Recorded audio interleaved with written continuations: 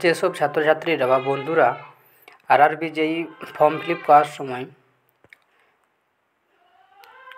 সব কিছু হওয়ার পর ডকুমেন্টস ভেরিফাই হওয়ার পর যখন এইভাবে আপনাদের শো হচ্ছে you are not eligible for any of the post under selected RRB, please ensure your eligibility as per criteria given in post parameter table annexure A, vacancy table annexure B and para 5.0 to 5.2 are detailed sen। তাহলে তাদের জন্য আমি একটি সুখবর দিচ্ছি যে এই প্রবলেমটি solve হয়ে গেছে, আর তোমরা নিজেরা ওই প্রবলেমটি সলভ করতে পারবে।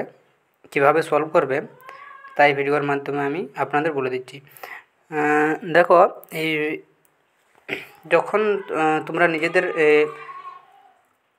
এডুকেশনাল কোয়ালিফিকেশান সিলেক্ট করছো, ওখানে নিচে দেখবেন একটা অ্যাড বোতাম আছে।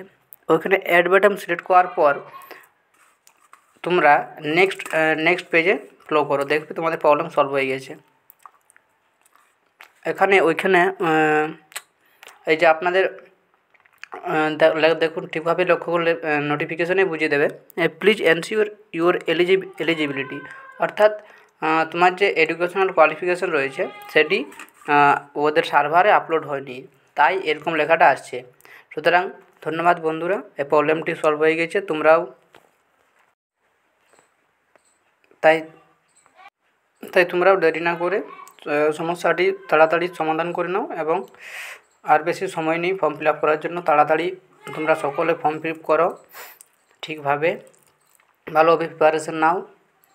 ধন্যবাদ। ভিডিওটি ভালো লেগে থাকলে অবশ্যই একটা লাইক, সাবস্ক্রাইব এবং কমেন্ট করে জানাবেন। থ্যাংক ইউ ভিডিওটি দেখার জন্য।